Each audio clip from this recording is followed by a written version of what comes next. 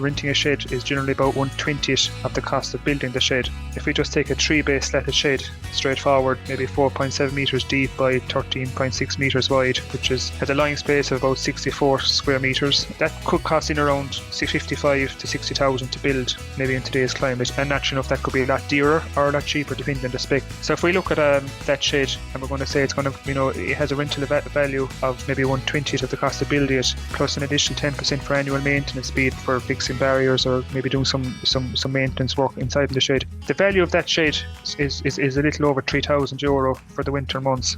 Hello and welcome to the Beef Edge, the Teagasc Beef podcast for all your latest news, information and advice for Irish beef farmers. I'm Catherine Egan, and on this week's episode, Teagasc Cattle specialist Niall Kerins discusses the key things to consider in advance of the housing period if you intend to rent in or rent out a shed. Niall, you're very welcome. Every winter there are a significant number of cattle housed and fed in rented sheds. What are the key things that listeners need to consider if they're interested in renting a shed? There's a lot of situations out there where maybe sheds are sublet or fully let out for the winter period. I suppose from both parties' perspective, you have a farmer who owns the shed, has the opportunity of maybe renting out some of it because he's an asset and it generates a bit of additional income. And the flip side, then you obviously have a farmer who's looking for a shed to house his animals for the winter months, and naturally enough is looking maybe for value for money, and is also maybe there's too much stock on his home farm, and also to comply with nitrates regulations, he might be tight in slurry storage. So, both parties that come together, there is a bit of a win-win situation for both. But there's a few things to take into consideration as well, well ahead of, going to any agreement, for renting in or renting out a shed. So the first thing is really between both parties. There needs to be a big level of trust and understanding from both sides. I suppose, again, if you own the shed, you want the shed well maintained. And on the flip side, then, if you're putting animals into the shed, you want these animals to thrive and to, achieve or hit their daily live weight targets on a daily basis, and actually enough shed accommodation plays into that. So if we are looking at a few things to take into consideration, fodder, labour, machinery, maybe insurance, are just a few key aspects that need to be tossed out and discussed between both parties well ahead of any agreement. And I suppose then, naturally enough, is the payment structure as well.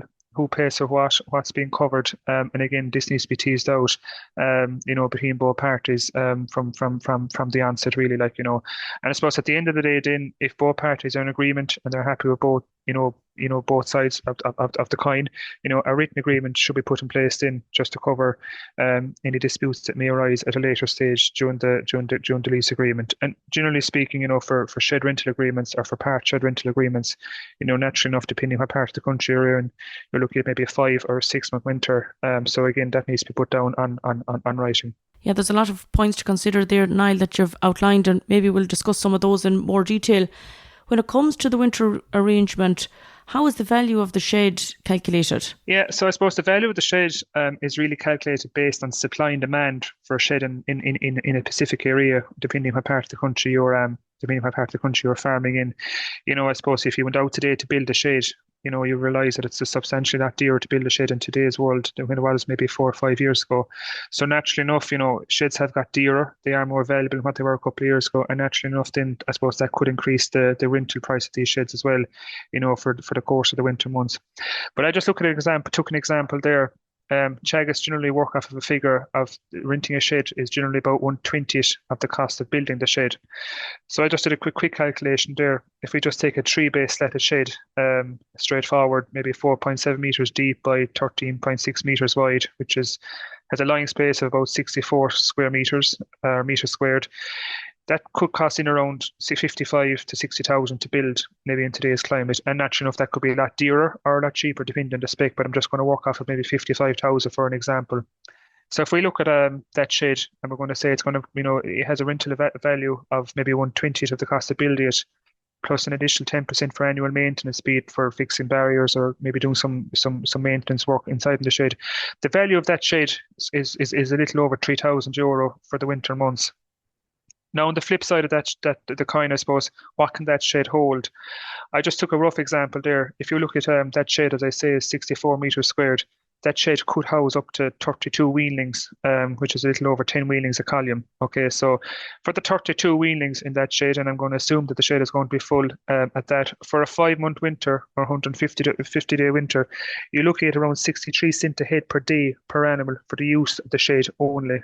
Okay, so that's kind of a crude figure based on the few calculations I've done. Obviously, that could be cheaper or it could be a lot dearer, depending again on the supply and demand for a shed in the locality. But I suppose it is a kind of a rough guide to work off of for the use of the shed only. Most definitely, Niall. It'll really depend on both parties from that point of view. You mentioned there the additional costs that they will really depend, as you mentioned earlier, if silage is being fed or what the situation is. How will that be costed? Yeah, so I suppose the first option would be that the animal owner supplies the silage, or the second option is the shed owner supplies the silage. So if you take the example that the shed owner supplies the silage in that situation, a bale of silage we're going to assume is retailing around €40. Again, that can vary. Here priced up to 50 and 60 euro in some locations, but I'm just going to use €40 for an example.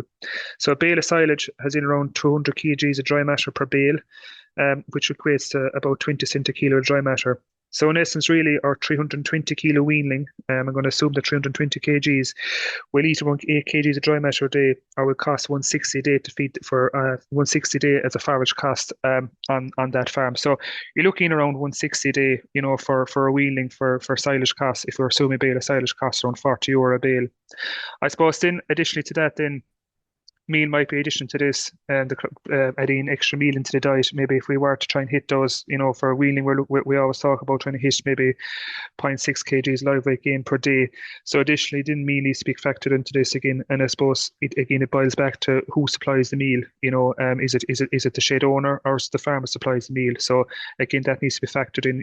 If the animals are eating maybe a kilo and a kilo and a half of meal per day, who pays for that as well needs to be taken into consideration.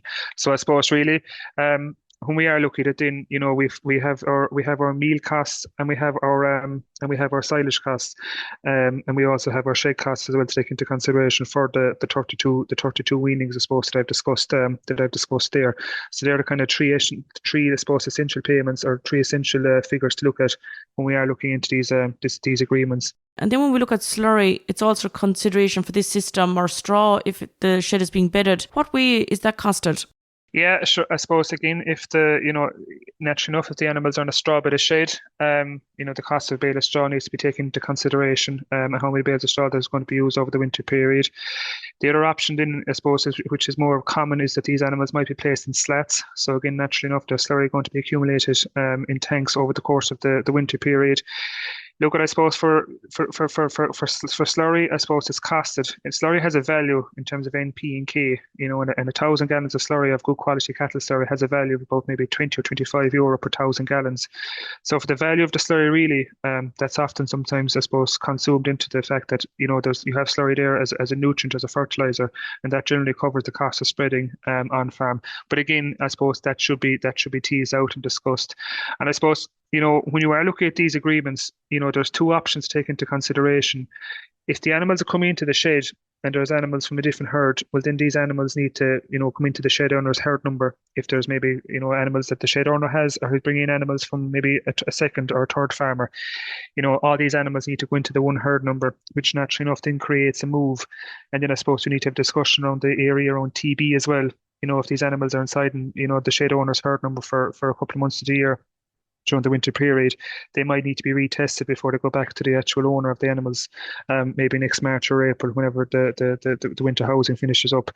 There are other agreements then whereby maybe the shed owner has no animals for the winter months. Maybe he just keeps animals for 7 months of the year and has no animals for the winter months. And in that situation, then the herd owner can bring the animals into the shed and use the shed only with his own animals. And a nutrient storage agreement, I suppose, written agreement needs to be brought into place there, or needs to be signed in there. And basically that entails, maybe the starting point and the finishing point of the winter period. And in that situation, then the herd owner, I suppose, can avail of that shed for slurry storage, in conjunction with his own slurry storage and his home farm, But again, I suppose if you are looking at the option of putting animals into another person's herd or into another person's shed where there's no animals, there already. Just have a chat with the local DVO to make sure what you're doing is fully compliant, because there might be different restrictions in different areas, especially around the areas where there's a high presence of TB. Maybe that mightn't be allowed depending where you're farming in. So there are two different options, but I suppose at the end of the day, whichever herd number the animals are in for the winter months, well, it's the land associated with that herd number where the slurry needs to be spread next spring or next summer, whenever it's going to be, or whenever the tanks are going to be empty. So there are two options. As I said, one option will create a few movements. The other option is an option two, where there's no movements, but then a nutrient storage agreement needs to be put in place for both parties, and available then, I suppose, if there is a cross-compliance inspection, or if there is maybe a derogation inspection that takes place on farm. You mentioned, Niall, at the start about labour and machinery running charges. How is that calculated? Yeah, so again, I suppose we'll just go back to my example of the 32 weanlings. I just said, roughly speaking, on a daily basis, there might be a machine is used maybe for half an hour in the morning, half an hour in the evening. Again, look, that can fluctuate naturally enough to feed these animals. Or to put out silage, or whatever the case would be. So I just put in a crude figure there of maybe €50 a day for labour and machinery charges. So that allows for tending to the stock twice a day, 7 days a week. So I suppose we worked off of the €50 a day across the 32 animals. It boils back to about €64 or 64 cent per weanling per day for labour and machinery costs. And I suppose, as a herd owner, if you have the animals and you're giving them to a farmer to mind for the winter, you are indirectly applying labour on your farm. Maybe the labour mightn't be physically on your farm, but you're indirectly employing labour to feed stock for during the winter months. And I suppose that needs to be taken into consideration when you are entering into these agreements.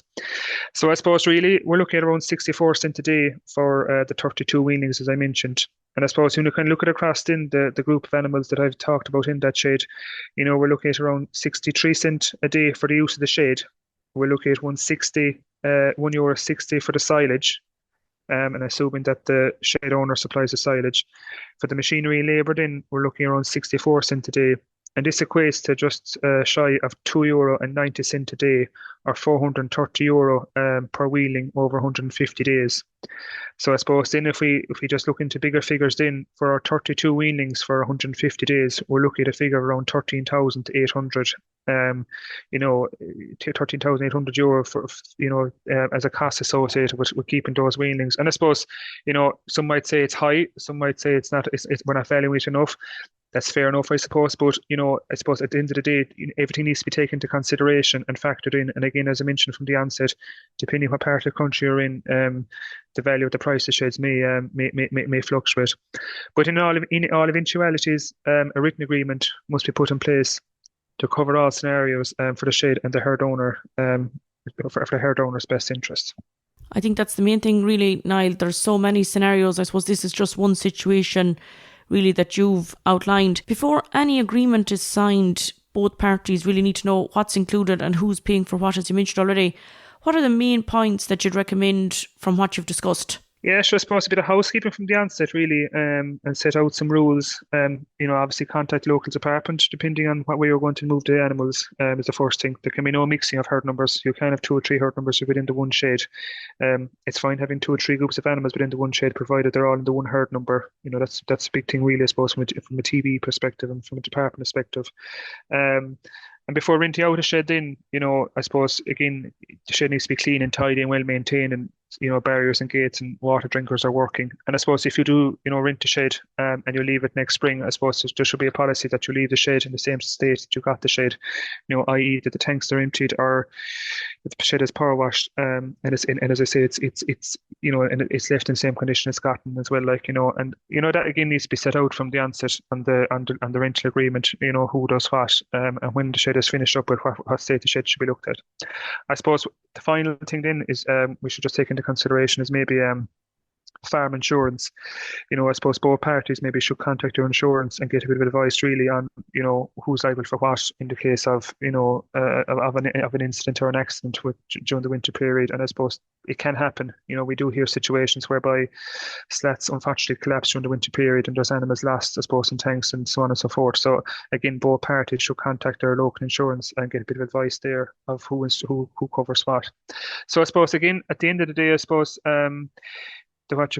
maybe talk to your local advisor, or maybe talk to an auctioneer who is involved in renting out sheds, and just, maybe get a bit of further advice from them. And as I say, and I've kind of repeated a few times, have a written agreement in place that covers all eventualities, and tease out the figures, tease out the sums, and who covers what, because these agreements can work quite successful. I suppose they have worked quite successful in the last number of years for a lot of farmers, but we've also heard stories then where there's a dispute that takes place during the winter, at the end of the winter housing period.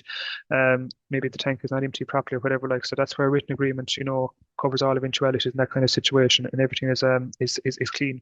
And at the end of the day, then it is also decided as part of the shed rental agreement of who covers DSB and the water charges, during the winter period. And again, that needs to be factored into the rental agreement when you are looking at these options. Niall, there's a lot of detail you covered there in the last few minutes, and if listeners have follow-up questions, they can speak with their local Teagasc advisor. Thanks very much for joining me on the show. Thanks very much, Catherine. You can catch up on all other shows and interviews from the Beef Edge podcast on the Teagasc website at teagasc.ie, or you can listen on Apple and Google Podcasts as well as Spotify. Don't forget to rate, review and subscribe so you never miss a show. For all other updates from our beef programme, keep an eye on our Twitter and Facebook pages. Until next time, I'm Catherine Egan, and thanks for listening.